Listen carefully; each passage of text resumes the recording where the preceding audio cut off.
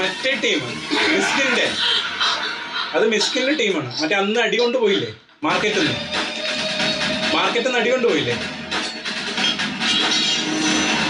ഓ ആന്റണി ദാസ്. ഓ ആ പക്ഷെ മാത്യുയുടെ വോയിസിലൂടെ ഓ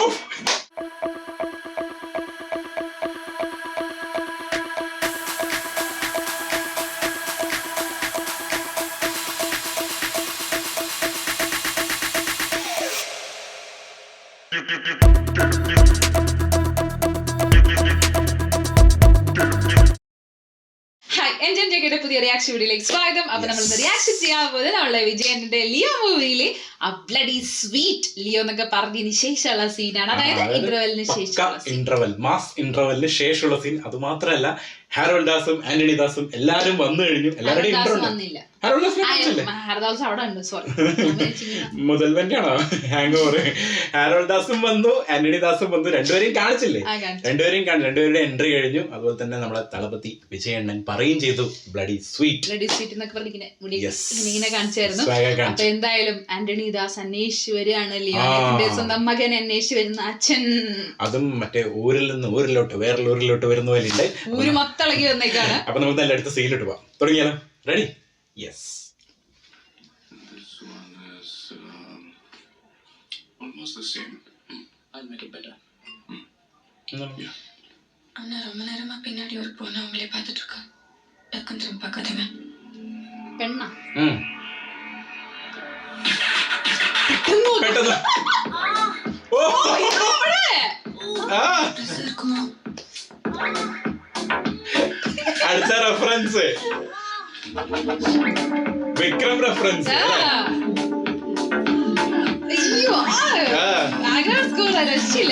ഇത് വിക്രം റെഫറൻസ്. பின்னாடி ஒருத்தன் ரொம்ப நேரமா இருக்கான். எதுவும் பேச மாட்டேங்கிறான். அவனையும் கொஞ்சம் என்னன்னு பாருங்க. വേറെ ആളും കൂടി ഉണ്ട്. சரி இப்போ நான் பார்த்துக்கிறேன். ഒരാളും കൂടി ഉണ്ട്. മറ്റേത് രസമായിരുന്നല്ലേ? വിക്രം റെഫറൻസ് കൊടുത്തു ഫസ്റ്റ് തന്നെ.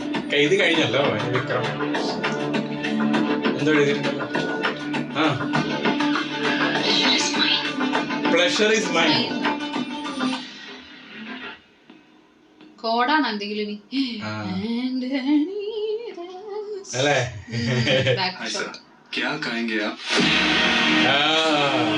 നിന്നെ തിന്നാ വന്നുണ്ട്. കിടല ഷോട്ട് പക്ഷെ சுகர் உனக்கு தெரியும் எனக்கு சுகர் வேணுமா வேணாமான்னு. உங்களுக்கு சுகர் வேணுமா வேணாமான்னு எனக்கு எப்படி தெரியும்? வித் சுகர் പരീക്ഷിക്കാണ്. പക്ഷെ മാസമായിരുന്നല്ലോ വിത്ത് ഷുഗർ. അയ്യോ റെഫറൻസ് ഇവിടെ റെഫറൻസ് அதுவும் உனக்கு தெரியும் சார். எனக்கு அதெல்லாம் தெரியாது. நீங்க யாரும் நினைச்சு என்கிட்ட பேசிட்டு இருக்கிறீங்க. நீங்களும் தமிழ் பேசுறீங்களேன்னு சந்தோஷத்துல நானும் சிரிச்சு பேசிட்டு இருக்கிறேன். அவ்வளவுதான். உங்க காஃபி, உங்க சுகர். லியோ லியோ பார்த்திபன் யாரும் எனக்கு தெரியாது சார். இங்க ஏற்கனவே நிறைய கன்ஃபியூஷன் போயிட்டு இருக்கு. இல்ல நீங்களும் புதுசா வந்து எதுவும் குழப்பாதீங்க ப்ளீஸ். யூ மைண்ட்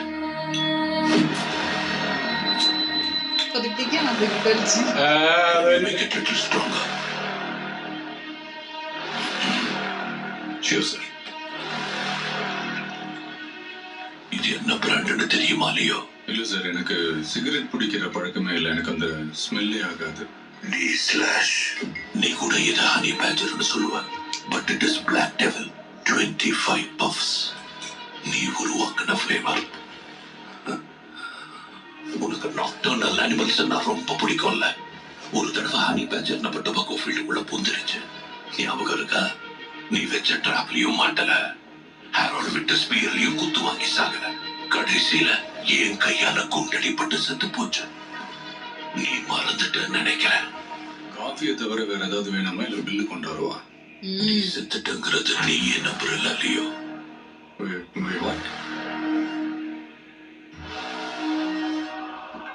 இங்க பாருங்க, நிறைய பிரச்சனை மட்டில ஓடிக்கிட்டு இருக்கு. எனக்கு தலை வலிக்குது. உங்களுக்கு புரியுற மாதிரி கடைசி ஒரே ஒரு வாட்டி நான் சொல்றேன். நீங்க யாரும் நினைச்சு என்கிட்ட பேசிட்டு இருக்கிறீங்க. எனக்கு பொறுமை ரொம்ப ரொம்ப கம்மி கண்ணா. சோ என் நேரத்தை வீணாக்காத. மவுண்ட் வியூ லாட்ஜ் நீயா வந்து நீதான் லியோன்னு ஒத்துக்க. Sir, alcohol not allowed.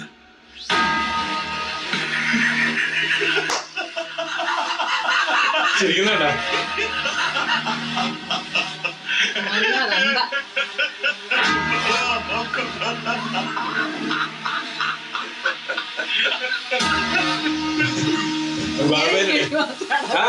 Action മാത്രമല്ല.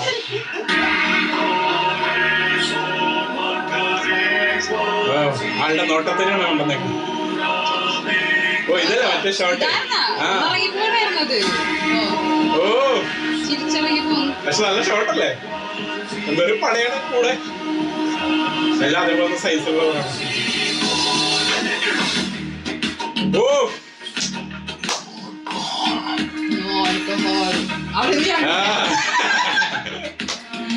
മറ്റേ BGM അവിടുന്ന് കൊടുത്തില്ലല്ലോ. BGM അതാ ഇവിടെ കൊടുത്തേ. ഫസ്റ്റ് ഇൻട്രോയിൽ ഇല്ല BGM. ഫസ്റ്റ് ഇൻട്രോയിൽ ബാഡ് ആസ് ആയിരുന്നു. அப்பன் ஸ்வாகப்பன். இப்போ என்னோட ஃப்ரெண்ட் ஒருத்தன் கடப்பால இருக்கான். அவனுக்கு இந்த D/cigarette பாக்ஸ் போட்டோ எடுத்து அனுப்பி கொஞ்சம் டீடைல்ஸ் தெரிஞ்சுக்கிட்டேன். அவன் சொல்றத வச்சு பார்த்தா இங்க வந்துட்டு போனவன் பேரு ஆந்திரே தாஸ். ஆந்திரால ஒரு காலத்துல ஒரு பெரிய டொபாக்கோ கம்பெனி ரன் பண்ணிட்டு இருந்திருக்காங்க.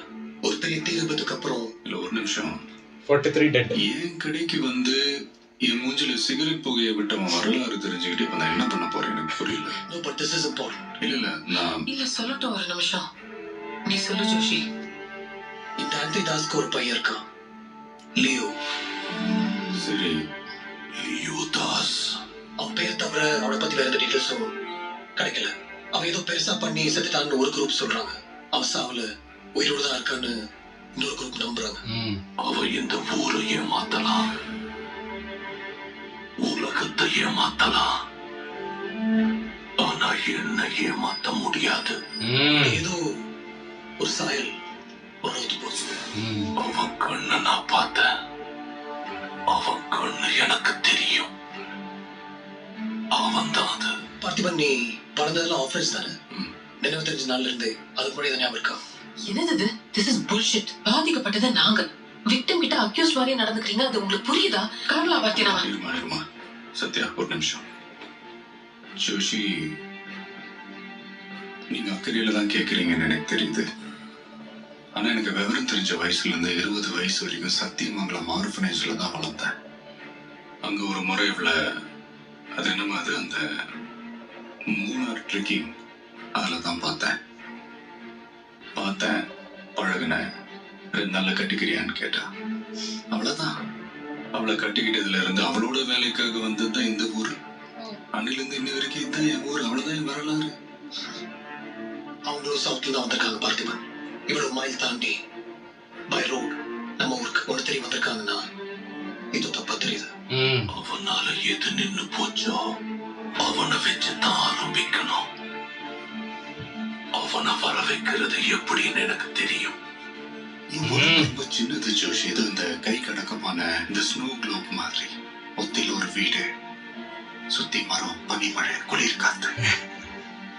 எதுக்கு எனக்கு இதெல்லாம் நடக்குது? நான் சொல்றது புரியுதா சார்? சொல்றேன். I understand. அவங்க மறுபடியும் பிரச்சனை பண்ண வந்தாங்கன்னா we inform the police. அவன் வீட்டு ஆளுங்க மேல எப்பவும் ஒரு கண்ணு இருக்கட்டும். நான் பாத்துக்கிறேன்.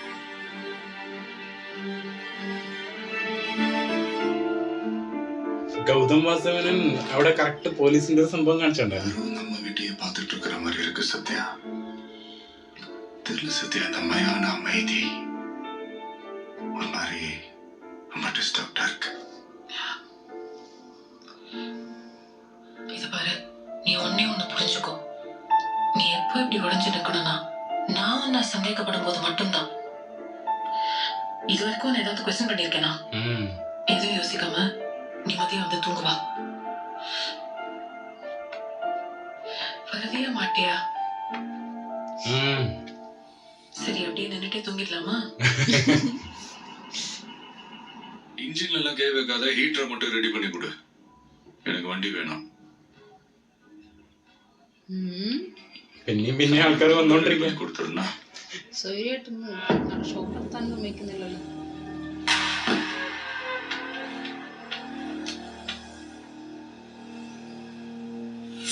ഓ കണ്ണുണ്ടായിരുന്നാ അല്ലേ?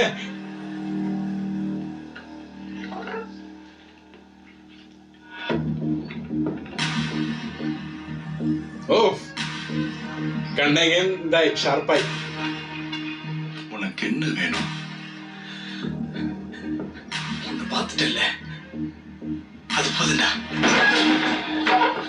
எனக்கு இருக்கிற கோவத்துக்கு ஒரு அப்பன்னு வச்சுக்கைய, சாகுற வரைக்கும் சைட்ல இருந்து பார்த்தா சிரிக்கிற மாதிரியே இருப்பேன். போயிட்டேன். ഓ ഡയലോഗ് ലിയോനെ പിടിക്കണു, ആന്റണിദാസിനെ പിടിക്കണു. சொல்லுமா. ரீசெண்டா டேப்லெட் வாங்கிட்டேன் பார்ட்டி. வேற ஏதாவது வேணுமா உனக்கு? ஜீப் சர்வீஸ் விட்டுருக்கேன், ஃபார்மசிக்கு அப்புறம் போய்க்கலாம்னு சொன்னல. நீ ஏன் குழந்தைய தனியா வீட்டுல விட்டு வந்த? மதியையும் கூட்டிட்டு தாண்டா வந்திருக்கேன். ஆல்சோ பிரியா என் கூட தான் இருக்கா. சரி ஒரு நாள் வெயிட் பண்ணலாண்டி, என்னடி அவசரம்? சில விஷயத்துக்கு வெயிட் பண்ண முடியாதுல்ல. ஒன்னும் பிரச்சனை இல்ல, நான் ஆட்டோ பிடிச்சு வீட்டுக்கு போய்க்கிறேன். நீ பாரு. வீட்டுக்கு போயிட்டு ஃபோன் பண்ணு.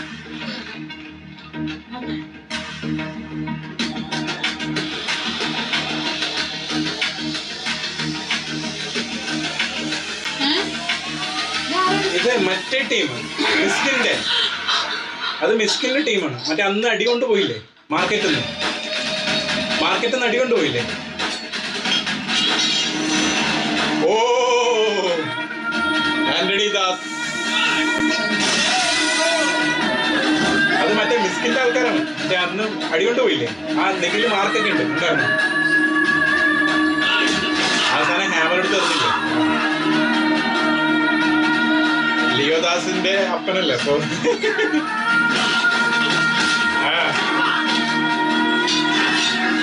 ഓ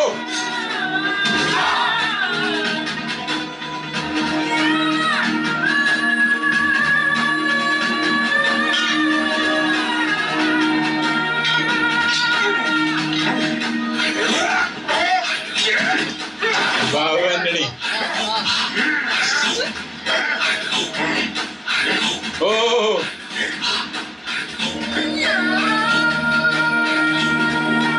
ഫേസ് ഓ കഴിഞ്ഞു. ആ പാവം കൊച്ചെല്ലാം കാണണം. எல்லாம் ஒரே ரத்தம் தான். இவ யார் தெரியுமா? என் பேத்தி, என்னோட ரத்தம். நீதான் நேத்திக்கு மரியாதையா இங்க இருந்து போயிரு, இல்லைன்னா போலீஸை கூப்பிட வேண்டியிருக்கும். போலீஸ்?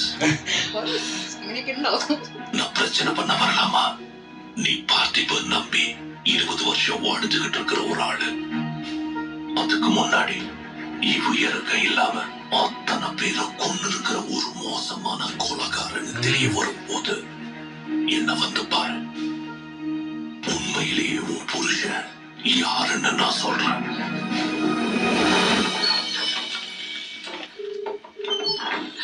അവിടെ ഒരു ചെറിയൊരു ഹിന്റ് അല്ലേ? ஏன் போன் எடுக்கல பாட்டி? அவன் வந்தான். என்னாச்சு சத்யா? யார் வந்தா? அவன்தான் நேத்தி கடை கூட வந்தான் சொன்னேன்ல. என்ன மெடிக்கல் ஷாப்க்கு தேடி வந்தான். சரி இப்ப நீ எங்க இருக்க? நான் வீட்டுக்கு வந்துட்டேன். கார்ல என்ன ஃபாலோ பண்ணிட்டே வந்தாங்க. அது வீட்டு வெளியே தான் இருக்குது. சத்யா எல்லா கதவையும் சாத்து, அந்த போலீஸ் கிட்ட போனை கொடு. அவனையும் காணோம், இங்க யாருமே இல்ல. எனக்கு பயமா இருக்கு பாட்டி. நீ நம்ம ரூமுக்கு போய் கதவை சாத்திக்கிட்டு உள்ள உட்கார். இது வந்துட்டு இருக்கான், நானும் அங்கதான் வந்துட்டு இருக்கேன். ഓ സീൻ അഗൈൻ മാസായി അല്ലേ? ആ മെസ്സേജ് என்னப்பா உடனே வீட்டுக்கு போய் உன்னோட பேரை வீட்டு வாசல்ல யாரு காலை வச்சாலும் யோசிக்காம സ്പെയർ മറ്റേ സാധനം, മറ്റേ സാധനം ഇല്ലേ? ഓ നൈസ് ഷോട്ട്. ആ ഓ ഇത് എവിടെ നിന്ന് കുതിര? ആ അതവിടെ ഉള്ളത്. ആളെല്ലാം തകഞ്ഞാളാന്ന് പറഞ്ഞിട്ടില്ലേ?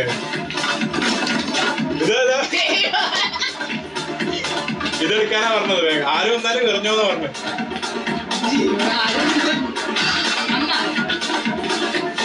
പക്ഷെ ഓൾറെഡി മാത്യു എത്തി അവിടെ. ഇതല്ലേ മറ്റേ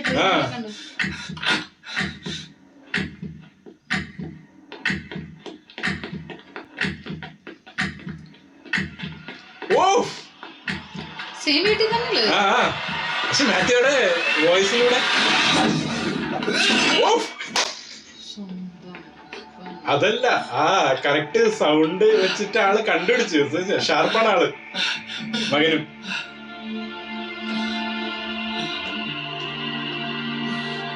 ഇച്ചിരി ഒന്ന് അങ്ങോട്ട് പോയിരുന്നെങ്കിൽ. അത് മാത്രല്ല, ഒന്നുമില്ലായിട്ടല്ല, ആള് കുറച്ച് കഴിവുകളുണ്ട്. വേറെ ആളെങ്ങനെ കിട്ടിയാനെ അറിയാലോ.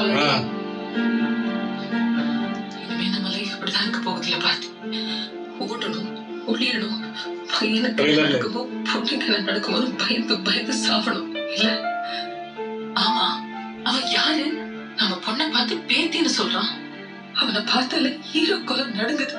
நம்ம உடம்புல உயிர் எங்கெல்லாம் இருக்குன்னு தெரியாது. ஆனா இன்னைக்கு என் கையில பிடிச்சிட்டு ஓடி வந்தேன். வேண்டாம், அவன் ஏற்கனவே பயந்துருக்கான். കൊച്ചു ഫുള്ള് വയലൻസാ കണ്ടോണ്ടിരിക്കണേ കുറച്ചു നേരമായിട്ട് അല്ലേ? കോഫി ഷോപ്പിൽ തുടങ്ങിയ വയലൻസ്.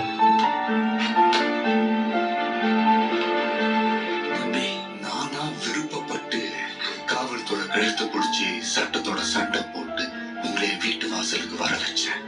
என் குடும்பத்தை பாதுகாக்க சொல்லி கையில கொடுத்த செய்யற வேலைக்கு கொஞ்சோண்டு நேர்மை. ആളുടെ എക്സ്പ്രഷൻ നോക്കി.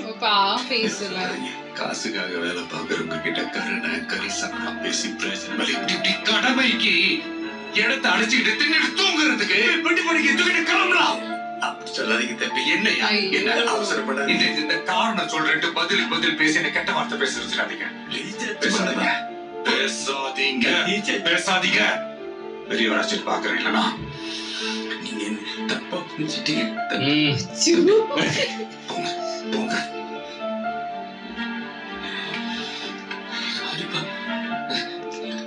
தெரியாம. ஓகேடா குட் த்ரோடா. நான் தெரிஞ்சதானே வீசுனேன்.